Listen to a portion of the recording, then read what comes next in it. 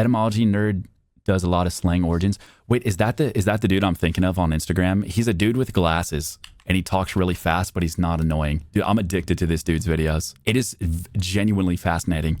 He's really cool. I think one of the most defining features of Gen Z slang is our generally pessimistic attitude toward the future. There's a lot of talk of rotting when we talk about bed rotting or brain rot. And then there's the apocalyptic language when we talk about doomers or doom scrolling. And this overall attitude of it's over is echoed through the proliferation of dystopian or fatigued language like I'm dissociating, I'm checking out. Oh my God, I've used all of these words lately. I'm spiraling. But here's the thing, this widespread perception that society is somehow declining or getting worse is very different from previous generational attitudes. If you look at flapper slang during the Roaring 20s, it was overwhelmingly positive. Oh my People God. were drinking giggle juice and talking about funny things like the bee's knees or the cat's pajamas. Nobody was saying stuff Bro, it is over, guys. We are so depressed. like KMS or everything sucks or I want to die. They were excited because they felt optimistic about themselves and that society was trending in a positive direction. Which, if you think about it, is pretty ironic. We have a much better standard of living today than we did in the 1920s. And yet it's almost like we want to return to that era with our emphasis on cottagecore and nostalgia and trad wives. And I think a large...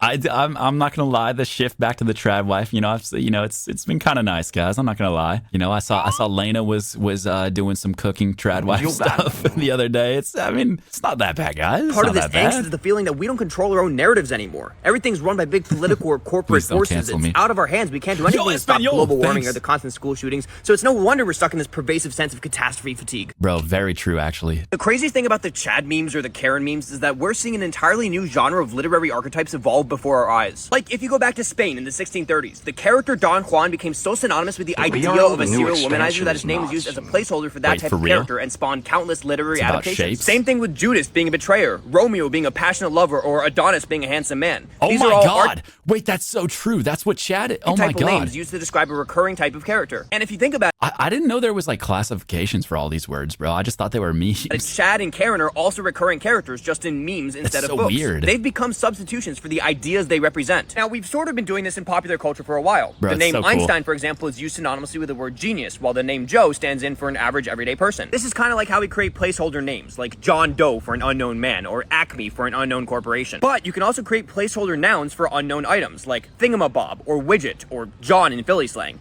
These all function as semi-pronouns because the thing they're referencing has to be inferred from additional context. And both the names Chad and Karen now fill a similar grammatical function. They stand in as semi-pronouns for people or archetypes of people with a certain personality trait. So do you guys feel any smarter? I feel pretty smart, guys. Don Juan, the original Rizzler, is the top comment on there.